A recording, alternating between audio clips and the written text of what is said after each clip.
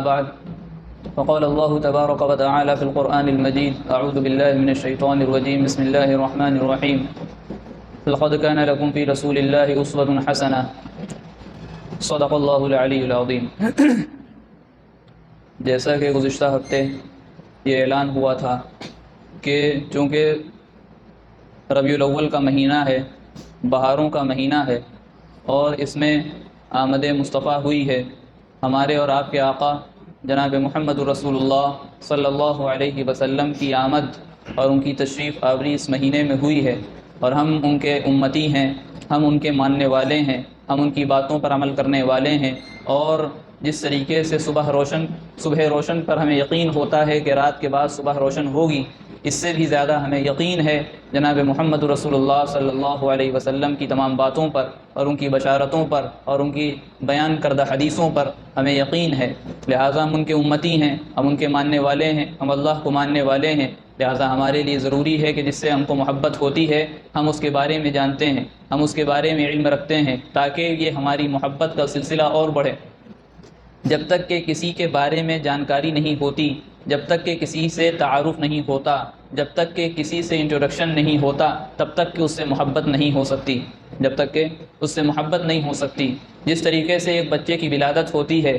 تو جس گھر میں بچہ وہ تشریف لاتا ہے اور جس گھر میں وہ رہتا ہے اور دھیرے دھیرے بڑا ہوتا ہے تو اس کی والدہ اس کو یاد دلاتی ہیں اور اشارہ کر کے بتاتی ہیں یہ تمہارے والد ہیں، اشارہ کر کے بتاتی ہیں یہ تمہارے دادا ہیں، اشارہ کر کے بتاتی ہیں یہ تمہاری دادی ہیں، پھپھو ہیں، نانا ہیں، نانی ہیں، ماموں ہیں، ہر ایک رشتہ دار کی طرف اشارہ کر کے ان کی والدہ بتاتی ہیں۔ اب چونکہ اس والدہ سے ایک اللہ تعالیٰ کے یہاں سے ہی ایک کنیکشن ہوتا ہے اور پیٹ سے اس کا تعلق ہوتا ہے، اس لیے والدہ کو بتانے کی ضرورت نہیں ہے، لیکن وہ والدہ تمام رشتہ داروں کو بتاتی ہے۔ جس طریقے سے یہ بچہ بڑا ہوتا ہے اور بار بار اپنے والد کو دیکھتا ہے اور ان کی قربانیوں کو دیکھتا ہے، ان کی محبتوں کو دیکھتا ہے، اور وہ اپنے بچے کے لیے ان کے والد روزانہ کچھ کھانے کے لیے، پینے کے لیے، کھیلنے کے لیے کچھ چیزیں لاتے ہیں، تو جس طریقے سے ان کی قربانیاں اور ان کی رحمت دیکھتا ہے اور ان کی کرم فرمائیاں دیکھتا ہے، اس بچے کے دل میں محبت بڑھتی رہتی ہے، باپ کے تعلق سے محبت بڑھتی ہے، بھائی کچھ کام کرتا ہے بھائی کے تعلق سے محبت بڑھتی ہے، اور اسی طریقے سے جو بھی چیزیں ہیں جب تعارف ہو جاتا ہے تو اس کے بعد دھیرے دھیرے محبت بڑھتی ہے۔ اسی طریقے سے دوسری مثال ہم لے لیں، ہمارا بچہ اسکول میں جاتا ہے، وہ اسکول میں کسی کو نہیں جانتا، نہ اپنے دوستوں کو جانتا ہے جو اس کے کلاس میٹس ہیں، جو اس کے ساتھ پڑھنے والے ہیں، نہ اپنے اساتذہ کو جانتا ہے، پہلی مرتبہ اپنے اساتذہ کو دیکھتا ہے، اپنے ٹیچرز کو دیکھتا ہے، لیکن جب وہ اچھے طریقے سے پڑھانا شروع کرتی ہیں ان کی ٹیچر یا شروع کرتے ہیں ان کے ٹیچر، تو معاملہ یہ ہے کہ اس ٹیچر سے بھی محبت ہو جاتی ہے، اس ٹیچر سے تعلق پیدا ہو جاتا ہے۔ تو پتہ یہ چلا کہ اگر کسی سے محبت کرنا ہے تو سب سے پہلے ہم کو اس کا تعارف حاصل ہونا چاہیے، سب سے پہلے ہم کو اس سے انٹروڈکشن لے لینا چاہیے کہ یہ کون شخصیت ہے۔ اور یہی وجہ ہے کہ جناب محمد رسول اللہ صلی اللہ علیہ وسلم نے جب دعوت کا کام شروع کیا اور لوگوں میں یہ صدائیں بلند کی کہ قولوا لا الہ الا اللہ تفلحوا، کہ کہو کہ اللہ ایک ہے اور تم کامیاب ہو جاؤ گے، تو لوگ آئے، کفار مکہ آئے اور قریش مکہ آئے، کہنے لگے کہ ہم تو جس کی عبادت برسوں سے کرتے آ رہے ہیں، 500 سال سے زیادہ کی ہماری عبادت ہو رہی ہے بتوں کی، ہم عبادت کر رہے ہیں پیڑوں کی، ہم عبادت کر رہے ہیں دریاؤں کی، ہم عبادت کر رہے ہیں پہاڑوں کی، لہٰذا ہم جن معبودوں کی عبادت کرتے ہیں ان میں سے ایک کا نام لات ہے، ایک کا نام منات ہے، ایک کا نام عزا ہے، ایک کا نام حبل ہے، یہ وہ بت تھے اس زمانے کے جو مشہور تھے، لہٰذا انہوں نے کہا کہ ہم لات، منات اور اسی طریقے سے عزا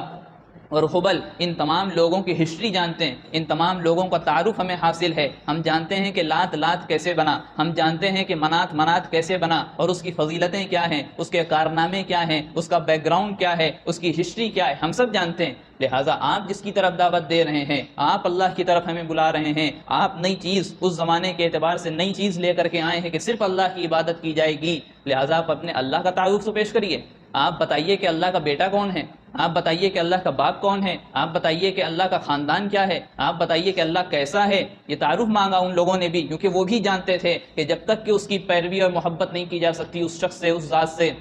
جب تک کہ کسی اس کا تعارف ہمیں حاصل نہ ہو جائے، لہٰذا کفار مکہ کا یہ سوال کرنا تھا۔ ادھر اللہ تعالیٰ نے جبرائیل امین کو سورۃ الاخلاص لے کر کے اللہ کے رسول کی بارگاہ میں بھیج دیا اور یہ آیتیں نازل ہو گئیں کہ قل هو اللہ احد اللہ الصمد لم یلد ولم یولد ولم یکن له کفوا احد، یہ آپ سے اللہ کا پتہ مانگتے ہیں، یہ اللہ کا جو ایک خاندان پتہ کرتے ہیں، یہ اللہ کے بیٹے کو پوچھتے ہیں، یہ اللہ کے باپ کو پوچھتے ہیں، لہٰذا آپ ان کو بتائیے کہ قل هو اللہ احد، کہ اللہ ایک ہے، اس جیسا کوئی نہیں۔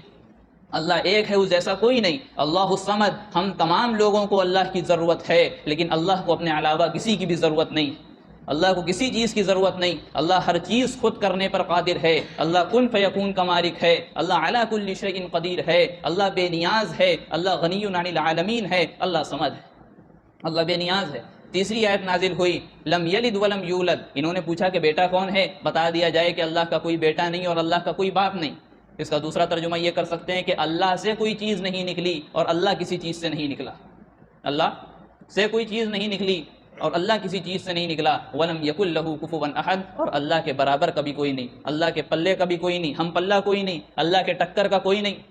لہٰذا یہ تعارف پیش ہوا، یہ تعارف پیش ہوا، ان لوگوں نے تعارف مانگا. ہمارے لیے بھی ضروری ہے کہ ہم اللہ کا تعارف حاصل کریں. کیوں؟ کیونکہ اللہ نے اس شریعت کو بھیجا ہے، اس قرآن کو ہمارے پاس بھیجا ہے. امت رسول اور امت محمدیہ، ہم کو امت محمدیہ میں ہمیں پیدا ہونے کا شرف اللہ نے عطا کیا ہے. لہٰذا جس امت میں پیدا کیا اور جس امت کی برکت سے کل قیامت کے دن سب سے پہلے ہم کو جنت میں جانے کا شرف حاصل ہوگا. حضرت ابراہیم کھڑے ہوں گے، حضرت موسیٰ کلیم اللہ جیسا نبی کھڑا ہوگا، حضرت آدم پہلے نبی کھڑے ہوں گے، اور اسی طریقے سے حضرت نوح جن کو آدم ثانی کہا گیا وہ کھڑے ہوں گے، حضرت عیسیٰ جیسا روح اللہ بندہ کھڑا ہوگا. کوئی اندر جنت میں جانے کی جسارت نہیں کر سکتا. اگر جنت میں سب سے پہلے کوئی جائے گا تو یہ امت محمدیہ جائے گی، فری میں چلے جائیں گے. لہٰذا اتنا بڑا شرف اگر ہم کو ملا ہے، اتنا بڑا امتیاز اگر ہمیں ملا ہے، تو ہمیں چاہیے کہ ہم رسول اللہ کا تعارف حاصل کریں، ان کا انٹروڈکشن ہم لیں اور ان کا انٹروڈکشن ہم حاصل کریں، انٹروڈیوس کروائیں اور ان کا انٹروڈکشن ہم لیں کہ اللہ کے رسول کی ذات کیسی تھی، ان کی صفات کیسی تھیں، ان کے عادات کیسے تھے، ان کے اطوار کیسے تھے، ان کے اخلاق کیسے تھے، ان کے معاملات کیسے تھے، ان کی معاشرت کیسی تھی، ان کی عبادت کیسی تھی، اور ان کا ایمان کس درجے کا تھا. یہ تمام چیزیں ہمیں جاننا چاہیے اور معلوم ہونا چاہیے. اگر نہیں معلوم ہے تو محبت پیدا نہیں ہو سکتی، اور اگر معلوم ہے تو محبت کا سب سے پہلا یہ قدم ہے. اگر کامیابی کا سب سے پہلا یہ زینہ ہے کہ ہم کو ان کا انٹروڈکشن حاصل ہو، ان کا ہمیں تعارف حاصل ہو. جب کسی سے تعارف ہوگا تب اس سے دوسرا مرحلہ، دوسرا زینہ آئے گا کہ ہم کو ان سے محبت کے بعد جو ہے تعارف کے بعد محبت ہو جائے گی. اور تیسرا زینہ محبت کے بعد یہ ہوگا کہ ہم ان کے لیے قربانی دینے کے لیے تیار رہیں گے. ان کی طرف سے جو تقاضے ہمارے پاس آئیں گے ہم ہر وقت لبیک کہتے ہوئے میدان میں نظر آئیں گے. اور پھر جو آخری اور چوتھا زینہ ہمارے لیے ہے وہ کامیابی کا زینہ ہے. ہم کامیاب ہو جائیں گے، اس دنیا میں بھی کامیاب ہوں گے اور کل آخرت کی زندگی میں بھی ہم کامیاب ہوں گے انشاءاللہ.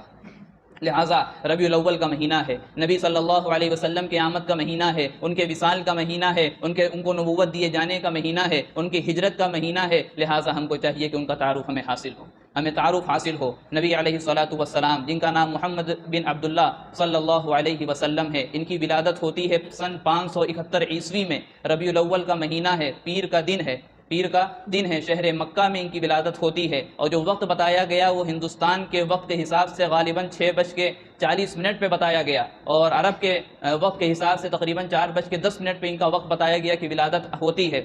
اس کی بھی ایک وجہ ہے کہ یہ 4:10 کا ایک ایسا وقت تھا کہ رات کا حصہ بھی اس میں شامل تھا، صبح کا حصہ بھی اس میں شامل تھا. کل کہیں قیامت کے دن صبح اور رات اللہ کی بارگاہ میں یہ شکایت نہ کر دیتے، اے اللہ تعالیٰ، اے باری تعالیٰ، آپ نے ہمارے وقت میں اللہ کے رسول صلی اللہ علیہ وسلم کی ولادت کیوں نہیں فرمائی. لہٰذا اللہ تعالیٰ نے ایک ایسا وقت چنا کہ رات کے حصے کو بھی جو ہے برکت حاصل ہو گئی، صبح کے حصے کو بھی برکت حاصل ہو گئی. لہٰذا یہ وہ وقت ہے. اور نبی صلی اللہ علیہ وسلم کی بھی ولادت نہیں ہوئی ہے، اس سے پہلے تقریباً 550 سال کا زمانہ گزر گیا کسی نبی کو اس روئے زمین پر آئے ہوئے. حضرت عیسیٰ علیہ الصلوۃ والسلام جن کو روح اللہ اور کلیمت اللہ کہا گیا، وہ آئے تھے اس زمین پر، اپنا پیغام پہنچایا تھا، اللہ کے پیغام کو پہنچایا تھا. انجیل اس دھرتی پر نازل ہوئی تھی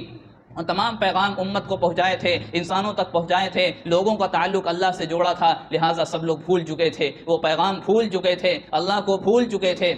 زمین والوں کا تعلق آسمان والے سے کٹ چکا تھا. لوگ اپنی منمانی زندگی گزار رہے تھے. کوئی بتوں کی پوجا کر رہا تھا، کوئی دریاؤں کی پوجا کر رہا تھا، کسی نے پہاڑوں میں اپنے خدا کو جان رکھا تھا، کسی نے جنگلوں میں اپنے پیڑوں کو اپنے خدا کو جان رکھا تھا. طرح طرح کے بت بڑھ گئے تھے، طرح طرح کی خرافاتیں ہو رہی تھیں. لڑکیوں کو زندہ درگور کیا جا رہا ہے، اور عورتیں جو ہیں بڑی عمر کی عورتیں ہیں ان کو باقاعدہ طور پر جس طریقے سے ایک جائیداد ہوتی ہے وراثت کے ذریعے سے منتقل ہوتی رہتی ہے، اسی طریقے سے عورتوں کا معاملہ یہ تھا کہ جواں بازی میں ان کو داؤں پہ لگا دیا جاتا تھا، اور ایک جگہ سے دوسری جگہ وہ عورتیں جو ہے منتقل ہوا کرتی تھیں، وہ شے منقولہ بن چکی تھیں. حال یہ تھا، اور حال یہی تھا کہ جو ہے امیر غریب کو دباتا تھا، امیر غریب پر ظلم کرتا تھا، عورتوں کے حقوق کوئی نام کی چیز نہیں تھی. لڑائی دو قبیلوں میں اتنی باتوں پر ہو جایا کرتی تھی کہ ایک قبیلے کے جانوروں نے پہلے پانی پی لیا، دوسرے قبیلے کے جانوروں نے بعد میں پانی پیا، ایسا کیوں ہوا؟ اور یہ اتنی لمبی لڑائی چلتی تھی کہ 40 سال تک کے لڑائیاں ہوتی تھیں۔ یہ جس کو ہم زمانے جاہلیت کہتے ہیں، جس کو ہم وہ دور کہتے ہیں کہ رسول پاک صلی اللہ علیہ وسلم کی آمد سے پہلے کا یہ دور ہے، لہٰذا وہ دور بھی ہمیں یاد کرنے کا ہے۔ اور اس دور میں نبی آخر الزماں حضرت محمد مصطفیٰ صلی اللہ علیہ وسلم کو اس دنیا میں بھیجا گیا، اور ایک مشن کے تحت بھیجا گیا، ایک ٹارگٹ ان کو دے کر کے بھیجا گیا، ایک مقصد کے تحت بھیجا گیا، کیونکہ اللہ کا جو کام ہوتا ہے اسی طریقے سے یہ اشارہ ملا انسانوں کو، اور خاص طور سے ہم مسلمانوں کو، کہ ہمارا کوئی بھی کام ہو وہ مقصد سے خالی نہیں ہونا چاہیے۔ وہ ٹارگٹ جو ہمارا مشن ہوگا اس مشن کے تحت ہم کام کر رہے ہوں گے۔ جس طریقے سے اللہ تعالیٰ کا ہر کام میں مقصد ہوتا ہے، ہر کام میں حکمت ہوتی ہے، اسی طریقے سے ایک ایمان والے کو چاہیے کہ کوئی بھی کام کریں اس میں مقصد کو تلاش کریں کہ ہم اس دنیا میں کیوں آئے ہیں، ہمارا کیا مقصد ہے آنے کا۔ اللہ تعالیٰ نے قرآن پاک میں صاف کہا کہ وما خلقت الجن والانس الا لیعبدون، اللہ نے ہمیں بنایا ہے، اللہ زیادہ جانتا ہے کہ اس بندے سے کیا کام لینا ہے، اس مخلوق سے کیا کام لینا ہے، جس کو اشرف المخلوقات کہا گیا، اس اشرف المخلوقات کو کام بتایا گیا کہ وما خلقت الجن والانس الا لیعبدون، ہم نے اگر انسانوں کو اور جناتوں کو پیدا کیا ہے تو صرف اپنی عبادت کے لیے پیدا کیا ہے، صرف اپنی عبادت کے لیے پیدا کیا ہے۔ لیکن اللہ کے رسول صلی اللہ علیہ وسلم کو اللہ تعالیٰ نے جو بھیجا وہ سینکڑوں سال کے بھٹکے ہوئے انسانوں کو راہ راست پر لگانا تھا۔ اللہ کے رسول صلی اللہ علیہ وسلم کو جو بھیجا وہ سینکڑوں بتوں کو چھڑوا کر کے ایک اللہ کی عبادت میں خالص کروانا تھا، اخلاص کے ساتھ، اور خالص کروا کر کے اللہ کی عبادت میں لگانا تھا۔ یہ اتنا بڑا مقصد تھا، یہ اتنا بڑا مقصد تھا ہمارے اور آپ کے آقا جناب محمد رسول اللہ صلی اللہ علیہ وسلم کا۔ لہٰذا وہ دور یاد کریں کہ کس دور میں ہمارے آقا جناب محمد رسول اللہ صلی اللہ علیہ وسلم تشریف لائے ہیں، کہ اپنے دشمنوں کی کھوپڑیوں کو کاٹ کر اور اس میں شراب پینے کو فخری انداز سمجھا جاتا تھا، اور فخر سے ایسے انسانوں کو دیکھا جاتا تھا۔ اگر کسی گھر میں لڑکی پیدا ہو گئی اور اس گھر کے مرد نے اپنی لڑکی کو زندہ درگور نہیں کیا، زندہ دفنایا نہیں، تو اس شخص کو حقیر، حقارت کی نظر سے، ذلت کی نظر سے دیکھا جاتا تھا۔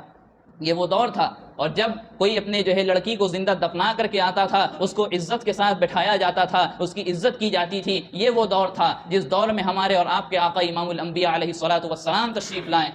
اور آ کر کے پورا انقلاب برپا کر دیا پوری دھرتی پر، پوری زمین پر، بہت کم مدت میں، جس کو 23 سالہ زندگی کہتے ہیں، 23 سالہ مدت کہتے ہیں۔ لہٰذا یہ وہ دور تھا جس میں ہمارے اور آپ کے آقا جناب محمد رسول اللہ صلی اللہ علیہ وسلم تشریف لائے اور اپنے دعوت کا کام شروع کیا۔ لہٰذا بھی ہم نے آپ کے سامنے بتایا کہ کس دن اور کس تاریخ کو، تاریخ تو اس میں بہرحال اختلاف ہے کہ کوئی 8 کہتا ہے، کوئی 9 کہتا ہے، کوئی 12 کہتا ہے، کوئی 13 کہتا ہے، تو تاریخ میں بہرحال اختلاف ہے، لیکن ربیع الاول کا مہینہ تھا، پیر کا دن تھا، اور اگر سال دیکھا جائے تو عیسوی اعتبار سے 571 عیسوی تھی، 571 عیسوی تھی۔ شہر مکہ میں اللہ کے رسول صلی اللہ علیہ وسلم کی ولادت ہوتی ہے، اور آپ کا خاندان، جو آپ کا نسب شریف ہے، جو حضرت آدم علیہ الصلوۃ والسلام تک کے جا کر کے ملتا ہے، بعض حضرات گناتے بھی ہیں، تو جو باجماع امت ثابت ہے وہ حضرت محمد صلی اللہ علیہ وسلم سے لے کر کے آپ کے خاندان میں آگے جا کر کے ایک عدنان نام ملتا ہے، عدنان تک کے آپ کا جو نسب شریف ہے، نسب نامہ ہے، شجرہ ہے، وہ جا کر کے باجماع امت، یعنی امت کا اس پر اجماع ہے، اتفاق ہے، وہاں تک کے بالکل ثابت ہے۔ اس کے بعد کے جو حضرت آدم علیہ الصلوۃ والسلام تک کے گنایا جاتا ہے اس میں اختلاف ہے۔ لہٰذا آج یہیں تک کے بعد اپنی مکمل کرتے ہیں، آگے کے ہفتے میں انشاءاللہ اس کے آگے کی سیرت بیان کی جائے گی۔ آپ لوگوں سے گزارش ہے کہ زیادہ سے زیادہ تعداد میں آنے کی کوشش کریں اور وقت پر آنے کی کوشش کریں۔ اللہ تعالیٰ سے دعا ہے کہ ہم کو سیرت پڑھنے کی، سمجھنے کی، اس پر عمل کرنے کی توفیق عطا فرمائیں۔ آمین وآخر دعوانا ان الحمدللہ رب العالمین۔ ویڈیو اگر اچھی لگی ہو تو لائک کریں، شیئر کریں اور چینل کو سبسکرائب کرنا نہ بھولیں، اور ساتھ ہی ساتھ بیل آئیکن کو پریس کریں تاکہ نئی ویڈیو کی نوٹیفیکیشن آپ کو ملتی رہے۔